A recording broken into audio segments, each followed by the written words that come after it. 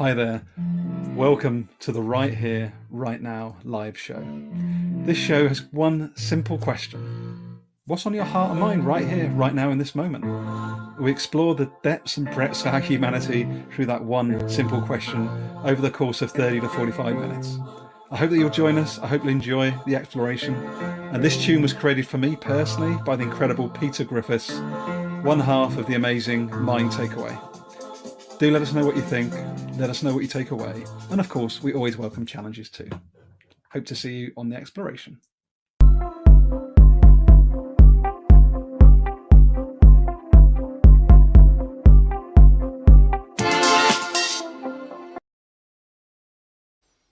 Well, good morning, afternoon, evening, wherever you may be in the world. If you're watching us live, thank you. If you're watching this back or listening to this back on the Activating Consciousness podcast, thank you. I've got a really great guest today. Hugo is a really cool character. You're going to learn more about him shortly. But before I bring him on, I just want to remind people that there's an in-person. Do you remember what that feels like, people? An in-person gathering coming up in a few weeks' time across the 20th and the 21st of July 2022. My good friend and co-facilitator, Joe Homstead, will be with me and with you, should you be interested, down in the beautiful Dorset countryside towards the southwest of the UK, around 2 hours by train from London. This is the second time we're running this, and last year it was absolutely sensational. You can see some of the feedback on the screen right now. Basically, imagine a space where you're able to slow down, connect to yourself, just gather your thoughts in this busy world that we're all living in, but basically learning from and with others and using one another as thinking partners, walking around 150 acres of grounds, of lakes, of woodland, and just really allowing yourself to slow down and go, right, what do I want to be doing with my life? Who do I want to be collaborating with? What maybe do I want to be letting go of? It's just really an amazing space just to connect to yourself, learn from and with other people, and over 2 days. And for £200, that's it, all in for 2 days. Anyway, I'm going to bring Hugo on now. That's the sales pitch done. Hugo, welcome to the show, man. How are you? Where can I sign up? Hey, man, Eventbrite. We need you down there. We need you down there, seriously. How are you, Hugo? Yeah, no, I'm very well. Actually, and just to tap into that, well, just thinking space and being quiet. Actually, over the weekend, I went hiking with a friend in the Netherlands.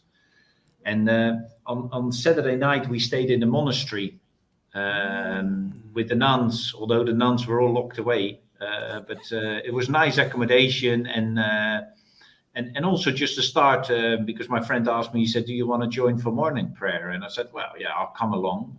So that was 5:30 in the morning. But to be honest, just sitting there and just gather your thoughts and think about, I had a pretty hectic week. I'm in the Netherlands at the moment, just started a new contract with a client.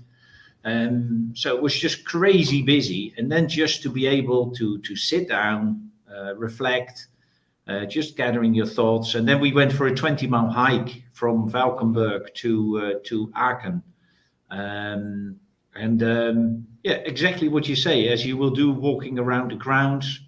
We were just walking, the 20 miles from Valkenburg to Aachen. But it's nice to chat, but it's also nice just to walk around, reflect, and think about stuff. So yeah, I can highly recommend just your event, but also just taking time out to think and reflect. What a beautiful introduction. Appreciate you adding to that, Hugo. So tell people, if they're watching us live or watching this back, give us a couple of minute lowdown, sort of like, who is Hugo, what are you up to? And then I'll ask that now famous question for my show anyway. So, well, I'm Hugo. I live in the UK. I moved there in 2008. That was for 3 to 5 years when I became MD for the UK and Ireland for a Swedish company.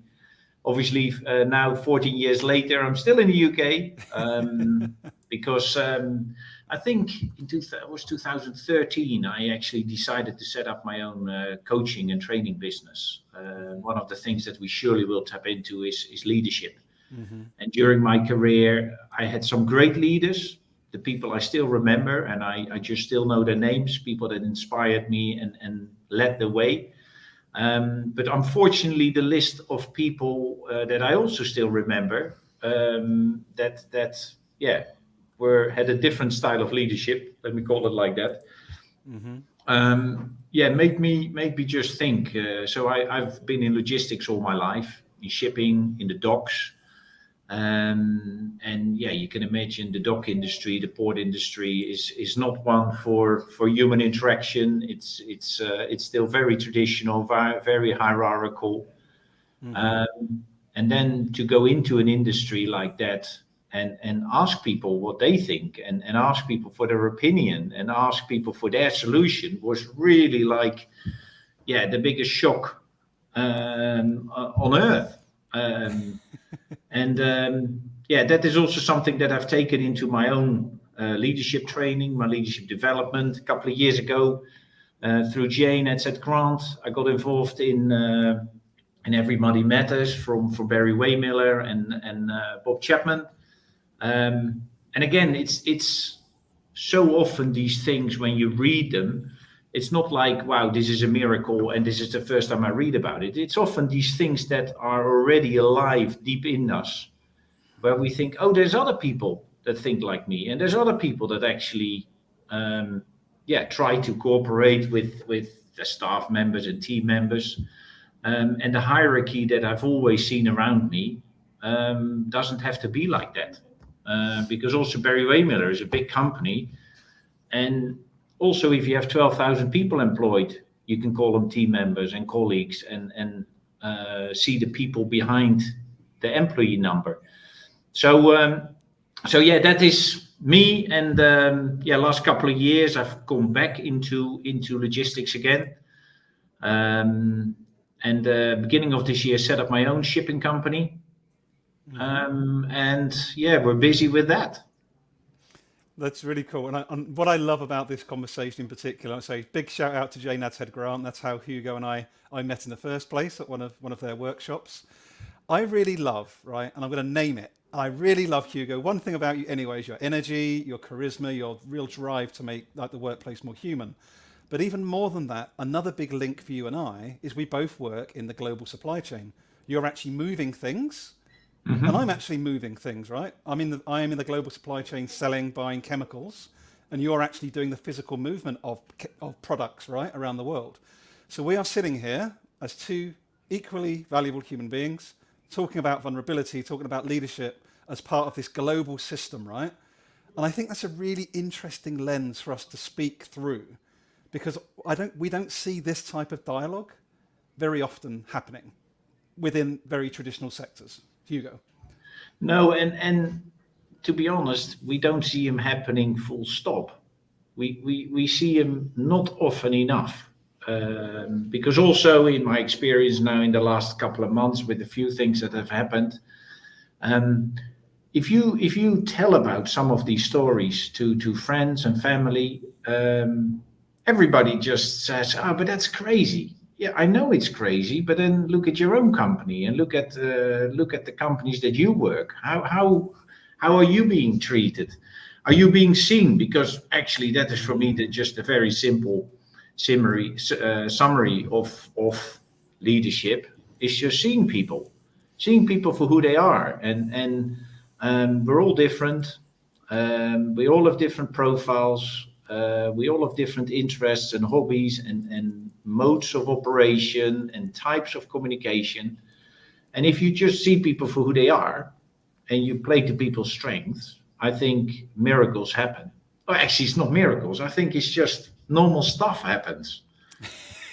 And if you don't do it, because that is, of course, the consequence, if you don't do it and you treat people all the same as a number and you want to get them into your mold, then people are going to resist. And then people are not going to produce. They're not going to come to the workplace being happy or fulfilled. And we don't even have to fluff it all up. We can just say a happy employee is just somebody that, is likes to come to work, likes to do their work.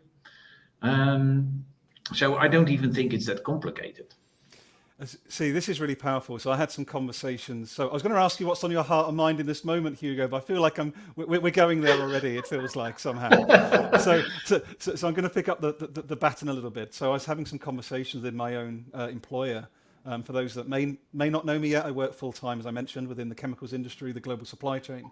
So I lead on sales internationally, but also on people and culture topics. And one of the things we were speaking about last week, Hugo, is what excellent or good looks like is very personal, right? So unfortunately, we have a system that seems to be trying to push everybody to be the next CEO or the next managing director or the next leader, right? Whereas actually, we've got some very incredible human beings that actually want to work in the same job for 25 years. That doesn't make them bad. It doesn't make them non-ambitious. It means actually they might be brilliant at that job and just want to be in that role because it fits with their lifestyle, right? And that should be equally as valued as the person that wants to become the next MD, right? But I don't see that being the case in our system.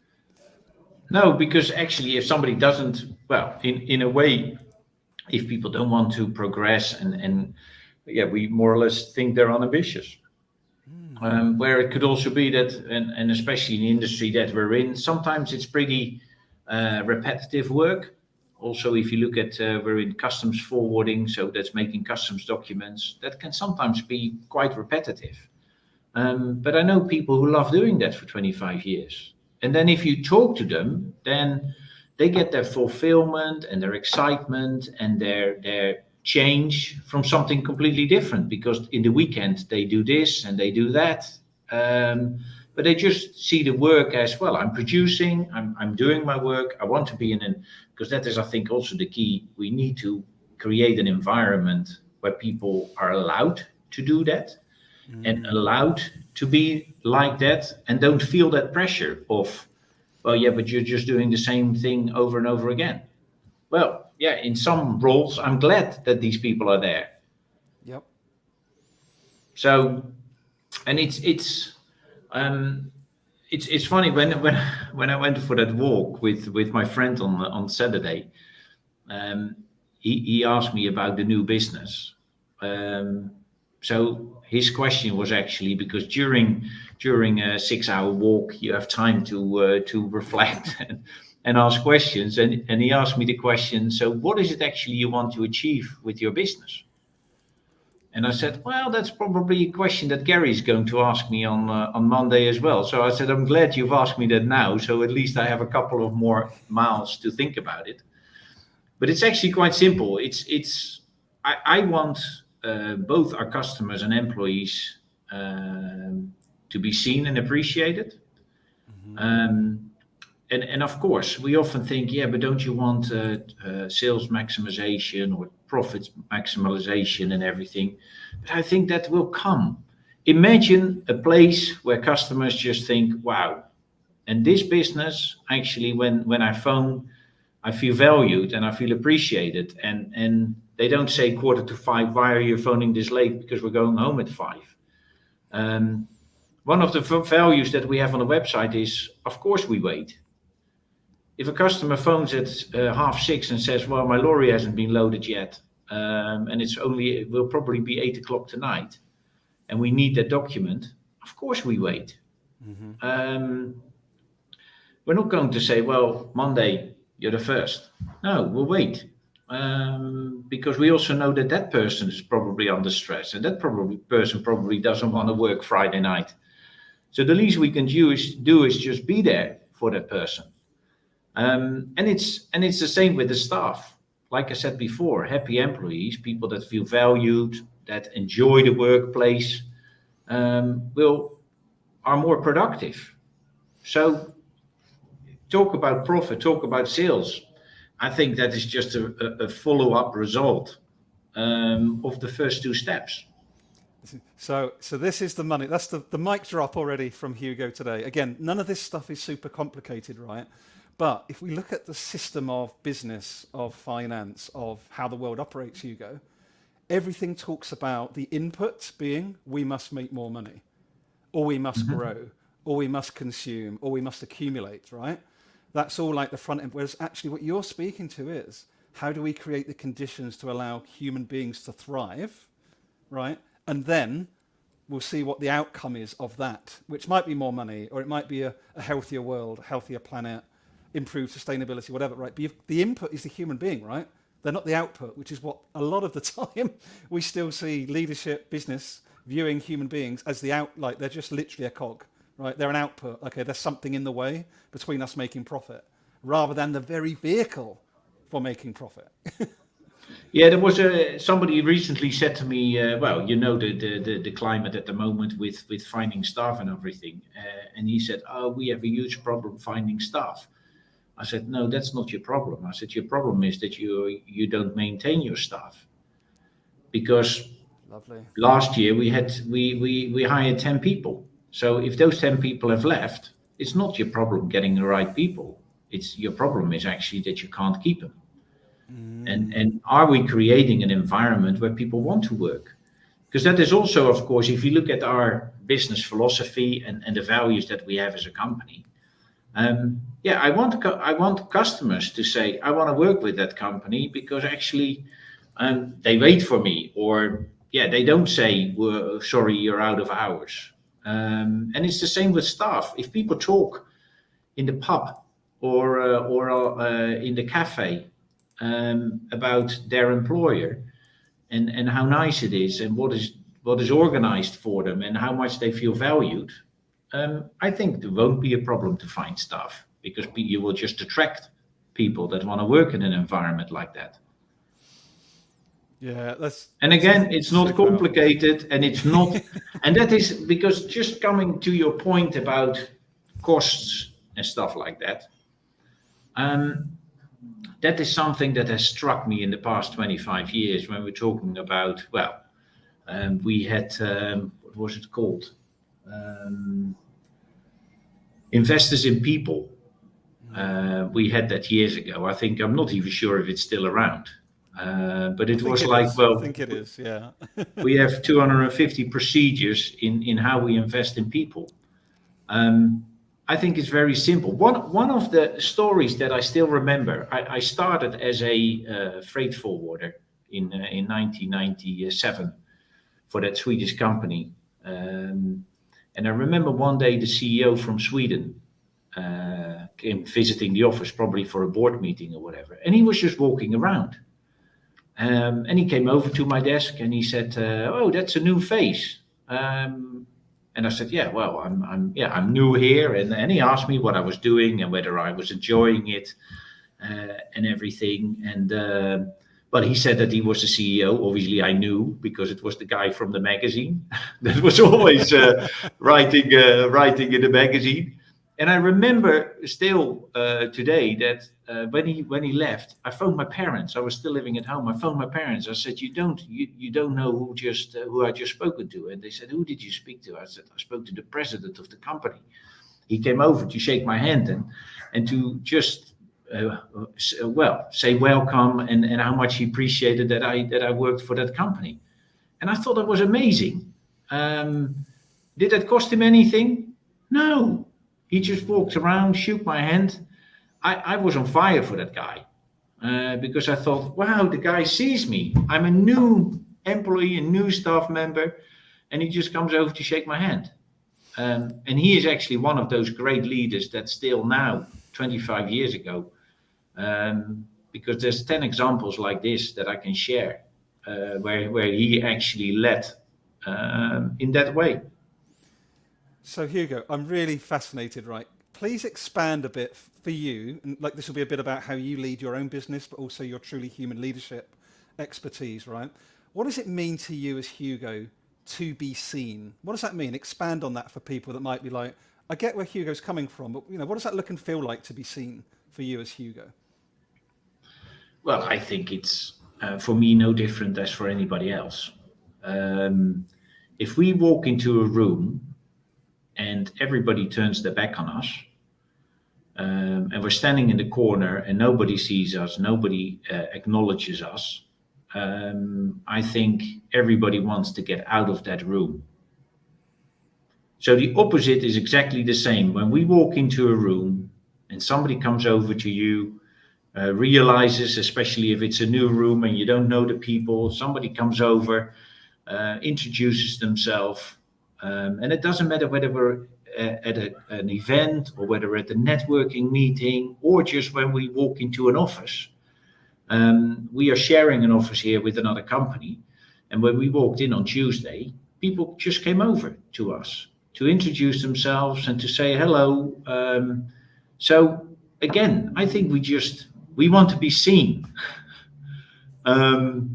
We don't need to be inquired after our life stories and our deepest feelings and everything. We just want to be acknowledged. And so for me, it's exactly the same. When I walk into a room, and sometimes, well, I might be a bit louder than the rest, so it's probably hard not to. For whatever, I won't comment on that. But some people that know me probably are happy to comment on that. That it's hard not to acknowledge. But again, I've been to events where you have to work a little harder to be acknowledged, and it's just nice when other people take the initiative and see you. I love that. I'm going to share a quick story from my side to bring this to life as well, Hugo, which is there was a time several years ago where my then line manager turned around and said to me, Gary, you do realize I'm letting you play at learning and development, right? That was the phrase. That was the energy of the message, was like, I'm letting you play at this thing, right? That was a moment where I felt see-through. I felt like that person looked right through my whole body and my being. It was a really fascinating moment, and it really stays with me even as I share it with you now, Hugo, that control, that, I'm letting you, I'm in control of you, play, like demeaning the activity of learning and development, right? And it just stayed with me so much. Like, it's just one phrase, so like 12 words, but it really, really impacted me for a few years after that. And that was a real moment of not being seen. And what I mean by being seen is for the whole of me, right? So I've got a job to sell, absolutely. That's my core job. But I also care about people, culture, developing, helping people be the best version, etc. But what that person didn't want to see was all of me. They just wanted to see the money-making part. And that was a really interesting moment of not being seen for me. But that also shows the power of our words. Because when we talk about letting, even just letting, if you say to a person, "I let you," as if you give the authority or you give somebody permission, more or less. He gave you permission to do that. Where of course, if we say "let us" or let's do this, then instantly it's inclusive, and it's instantly like, "Hey, let's do this together," and the meaning and the empowerment completely changes. And I think that's why also in the words that we speak to people, we need to be also a bit more self-aware that how we speak to people, the impact that it can have. Because I bet he had no idea what that "I let you" meant for you. Yeah, for sure. No, I'm absolutely sure. It's brilliant. I love that. Power of words. It's so important, right? So important. So tell us, let's go a little bit of a segue, like super practical for a moment, because we both know, you and I, how crazy the global supply chain is right now. In terms of the cost of freight, getting hold of drivers. Like, it's a pretty crazy time out there, which a lot of my viewers and our viewers may or may not be aware of. How are you navigating that, and how are you using these truly human skills and your leadership to make sure that you're able to navigate this really challenging time, Hugo? I'm really curious. Well, the first thing that is on our website is "we wait for you," but the other thing is an expression actually that my grandmother used to say: "What can't be done has never happened." So I think also there, are we approaching the challenges that we have with a can-do mentality? Are we approaching all these things around supply chain that you're talking about? Are we approaching them in a way where we say, well, let's find a way. Let's see. I'm not sure if have you ever heard of Jim Rohn? Yes. Because he had the ant philosophy. And the first part in the ant philosophy is that ants never give up. Because when you block the path of an ant, he will go round it, will go under it, will go over it, and if necessary, they just remove the obstacle altogether. They work together and they remove the obstacle. And I think also if we look at supply chain and the challenges that we face in our business, I think we can learn from the ants. Because are we ever asking people outside our industry how they would resolve that problem? Because that is the Love thing, that. of course, where we, as well, we're also programmed with our logistic brains. If there is a ship stuck in the Suez Canal, yeah, we just say, oh, there's no ship that can go through that. Where actually sometimes you just need to look at the map and you need to look at the other options and say, well, if you can't go there, what is another option? If we're always sourcing, and I think that is something that has definitely happened in the last year with freight rates from China. I think people in supply chains have started to think, so why are we actually buying this stuff from China?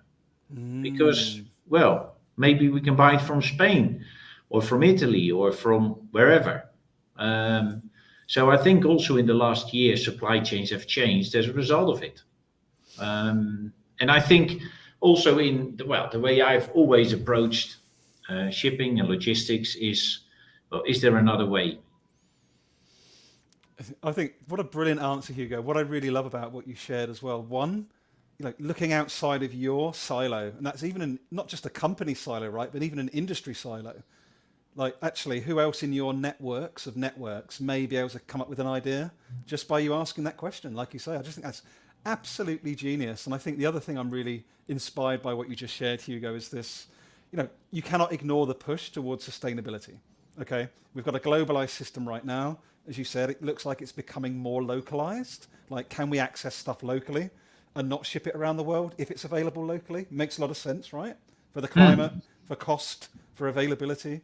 And I just really just love how you're weaving these sort of quite big systemic topics into a very sort of accessible way of being, right? Like it's all about the same stuff.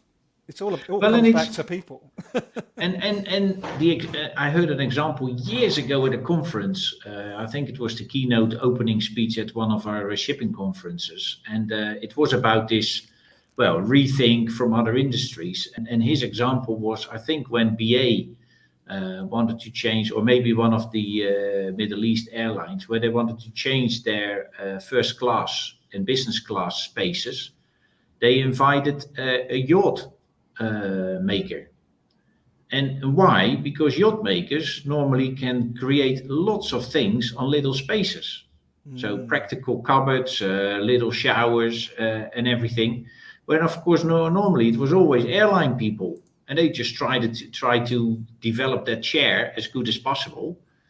And then you get somebody in from a complete different industry, because you would say, well, what does a yacht maker have to do with a plane? Well, it was not the vehicle that he needed to look at, but it was how much luxury can you get on a small space. And that was, of course, his master skill, because if you go into these yachts, they're developed through and through, and they're completely practical. So again, you invite somebody from a completely different industry, you ask them the question, and you get a better solution. And are we prepared to do that? Because again, and that is probably also something which I'm sure would have come up in our conversation somewhere, do we dare to be vulnerable?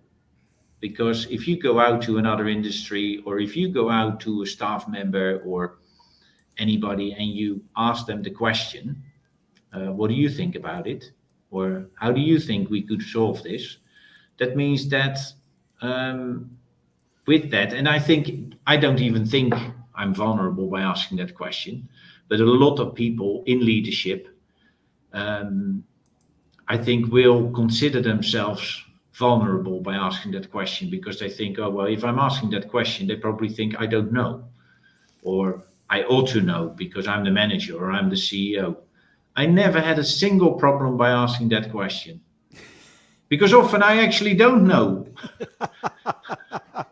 That is the biggest misconception that people have, both not in leadership and in leadership roles, and that is that the leader knows everything. That is, forget about that from now. Don't think your managing director, your operations director, your CEO knows everything. Actually, he probably knows less, or she knows less. So there's no, I think, we need to get away from that misconception. It's really interesting. And like you say, we didn't plan this conversation. We knew we'd just riff off one another. And it's amazing how these little gems pop up, right?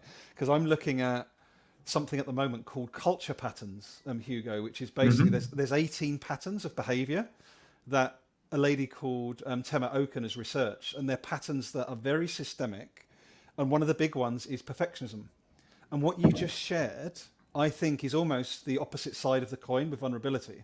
Right? If we believe we need the answer or need to be seen to have the answer, we're trying to be perfect.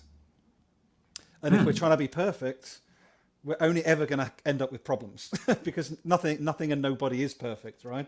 So it's this really interesting pattern that we see all across business. And just think about the blockage of human potential if you've got all this power with one person and that person is not prepared to be vulnerable, Hugo. What happens to the rest of the system? And also, I think I've told you this story after one of our workshops in London when I became managing director for the UK and Ireland in 2008. I think I was there for about 3 months, and then my operations manager came to me because there was a bit of an incident on the terminal, and he came to me and he said, "Well, Gav, this and this is happening. So what do you want us to do?" And I looked at him like, "What do you want us to do?" I said, "John, how long have you been here?" He said, 28 years and 3 months, Gav.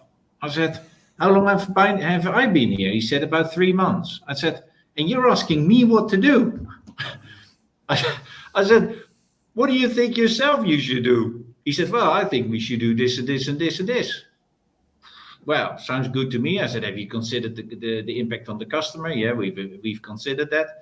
"Well, then go ahead with it.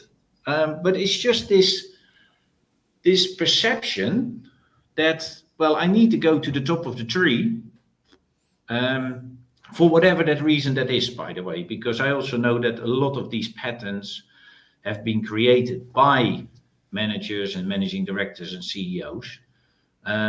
Also because, people want to be careful, because if you've been punished for taking a decision, the next time you think, "I'll ask him or I'll ask her."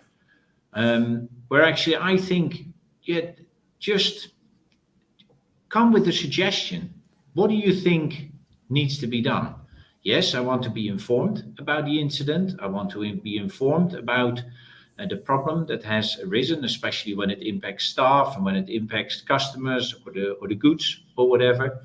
But also come with a solution. And then we might work together to see how can we resolve it. But then just go ahead with it. But don't expect that the MD or the CEO has all the answers, because he or she normally doesn't. That's why it often goes so well in companies when they're away. Yeah, it's so true though, isn't it? The number of times you get a new contract or something gets fixed when that person's out of the way. It's so funny. I want to share, actually, you just brought to life a brilliant example. So I'm just going to share with people. If you check out my previous podcast, Value Through Vulnerability, I had a guy called David Marquet. Do you know David Marquet's work? No. So he wrote a book called Turn the Ship Around. And he joined me on episode 7 of Value Through Vulnerability. And he also joined me on episode 93 when he talks about his new book, which is Leadership is Language, back to your earlier point around words matter. And I just wanted to share that for anyone that's listening or watching or maybe listening back to this conversation, because what I love about you, Hugo, one of the many things I love about you is how practical you are, right? So you really embody this human leadership, this way of being, this way of trying to create the condition. This isn't you sitting here talking about a book. You're using stories and real life examples of why this stuff matters. And that's one of the things I just want to appreciate you for, because a lot of dialogue can be quite theoretical. Yeah, someone wrote a book about it, or if you get these 5 people in a room, it'll all be perfect. Do you know what I mean? But like, this is really grassroots. Don't ask me for permission. You've probably already got the answers. Just let me know what you're thinking. And if I see something being really out of whack or crazy, then I'll let you know. But like, you don't need to ask permission. Just let me know what you're thinking. It's a very, very simple shift of power. That very simple shift. And again, it doesn't cost anything. It's also when we talk about what is this, and I know that Bob Chapman is often talking about it when he's in the boardroom and he's with his board, and then people are always asking, so what's this all of this going to cost? And you just think you simply don't get it. And even if there is a cost, it's always just another practical example. Well, there's a heat wave here, and in the UK we've had some very, very hot days. I remember years ago on the terminal in Tilbury, I just called an ice cream van, and I said to the guy, just drive around the terminal and give everybody an ice cream, whatever they want. And there were lorry drivers. There were about 25 lorry drivers on the terminal. So I said, stop with all the lorry drivers, ask whether they want an ice cream. And we got these lorry drivers coming in to get the documents. And they said, there was this ice cream van. So what do I need to pay for that? And no, that's just courtesy from us.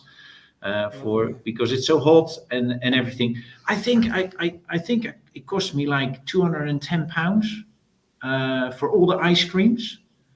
And do you think that if that lorry driver is ever going to wait or whatever, that he's going to nag you for waiting hours or whatever? It's so simple. We had the rule when we started the new IT system. Well, that never goes very well. And we just had a rule: if the downtime is longer than 15 minutes, the lorry drivers get free coffee. And if it's longer than half an hour, they get a biscuit with it as well. Very simple. And then people said, well, but what's the cost of that? Well, I think it's 12p for a cup of coffee. So even if there are costs, just look at the reward. These lorry drivers suddenly, because they never got coffee or ice cream anywhere. It's just a bit of, again, we talk about human leadership, but actually, how simple is it to give somebody an ice cream? And then in a company with 10, 20, 30 million turnover, what's the £210 is going to do? Probably the MD spends it on the dinner when he, or maybe even on a couple of bottles of wine when he takes a good client out. So also in the grand scheme of things, I think the costs are negligible, but I think the rewards and what you gain from it is priceless. And what I'd love to add to this, Hugo, is the place that compassion came from you. You didn't do it because of the hope that you'd get goodwill and that they'd stay for longer if you had a delay in loading, right? You did it because you felt it's the right thing to do based on that circumstance. Yeah, but I also have to be honest here. I love ice cream. So it was also a good excuse for me to get an ice cream paid by the company. I also love your honesty. Hey, that's what you call a win-win-win, right? that was definitely a win overall. Oh my God, I love that. And also a shout out to one of my former managers. He phoned me a couple of years ago, years after I had left, and he said during a heat wave, he actually said, I called an ice cream van, and the same ice cream van, or maybe another one, went round the terminal to give the drivers and the staff an ice cream. So that's, I think, also with what we do with this podcast, but I think also in our daily work and the things that we do, by just showing that there is a different way, I think other people pay it forward. And you say about, well, it doesn't come from a book. I'm also standing on the shoulders of giants. And sometimes, like I said, you read a book with Bob Chapman and you recognize a lot in it, and you say, oh, well, so there's other people that think like that. But I have also learned a lot of things from reading books where I thought, oh, that's actually a good idea. And in conversations with yourself and so many other people. because I think by having that conversation, and I also hope when people are watching or listening to this, that they think, oh, well, that's actually a small token of appreciation. And yeah, it goes a long way. I love it. And there's another thing, because I'm quite big on sort of looking at systems change and things like that these days as well, Hugo. And what you just spoke to for me is an invitation. And I want to add that invitation to engage in more dialogue, whether that's with your line manager, with your colleagues, people outside of your sector, your function, because I can't remember who said it, but like a conversation is the smallest unit of change, right? That exchange could lead to something that you've got no idea about in 1 month, 2 months, 10 years time, because you laid that seed with somebody. And that's something I quite often forget about, Hugo, personally. But when I remember that, it's like, wow, yeah, it's really worth building these diverse connections and being in different conversations, right? And when we have these conversations, I know that especially when you're in a toxic environment in your business or in your team or whatever, I know it's very easy just to bitch and moan all day in those conversations. And I think there is a time for sometimes to letting off steam, but then also try just to remind in your own thinking after a couple of minutes, like, okay, so we're in this situation. So what can we turn around? What is in our control or in our power to actually change? And if you can't really change it, then also let go of it, because otherwise it just keeps festering in your head.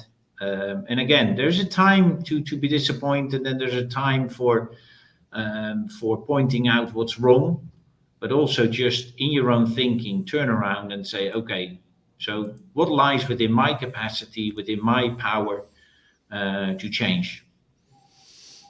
I'm going to wrap it up there, because I think that's a proper, beautiful mic drop moment, man. What's within your power to change? What a lovely way to wrap up, because you wouldn't believe it. That's 40 minutes, Hugo. I know. And but again, another thing I want to leave with people is this is what happens as well, though, when you know good, open-hearted, curious humans in your networks, in your family groups, in your communities, right? It is not about time.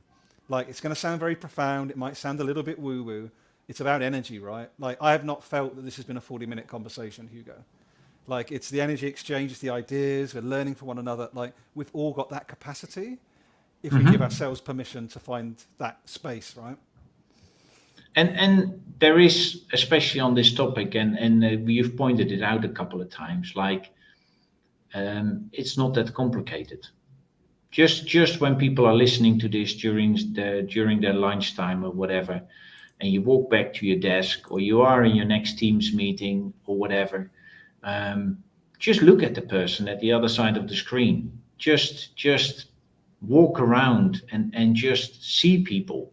We're all different, which I think is also great, because if everybody's like us, then there would be a lot of talk, but not much gets done. So no, it's. I think walk around and just have a chat, and also doesn't have to be about work. It can just be about anything else. See people.